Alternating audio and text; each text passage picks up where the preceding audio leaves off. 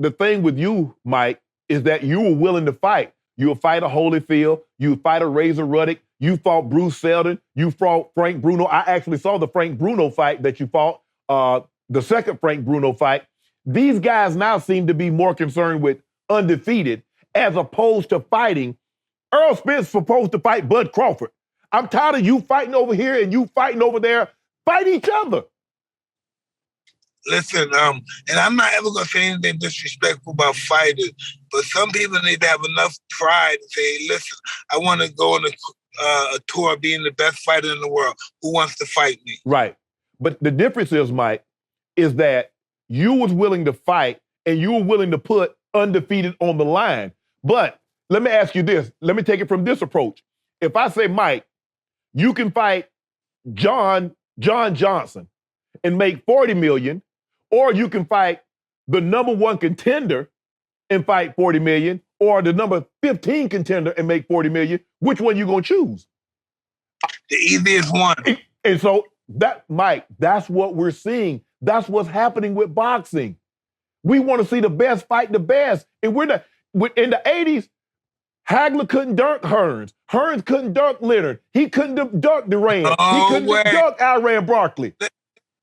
Yeah, listen, he had fought Duran, lost to Duran, made Duran quit, get ready to fight Tommy Hearns. He went up in weight, won the junior middleweight championship, came back and then beat Tommy Hearns and unified the welterweight. Yeah, that's badass.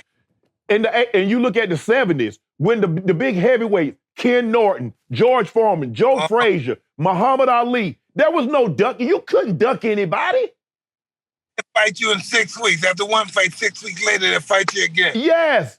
So why can't, do you think that's one of the reasons that boxing is losing some of its appeal, and we get guys that are YouTubers? That's why YouTubers are taking, because they're exciting. They're more exciting, more so. They can't fight, but they're more exciting than the fighters. Fighters are not fighting competitive fighters. They're fighting guys that they're walking over. So you would like to see Errol Spence Jr. and Bud Crawford fight? Absolutely. And I want to see Errol Spence go up to 154 and fight Charlo brother too. These guys gotta want to be immortal.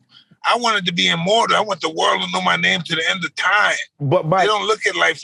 But it seems to me guys want to get the big payday, but they don't want to fight the other big payday fighters. They want to try to pick and choose and duck and dodge. It's like, I'm worried about undefeated.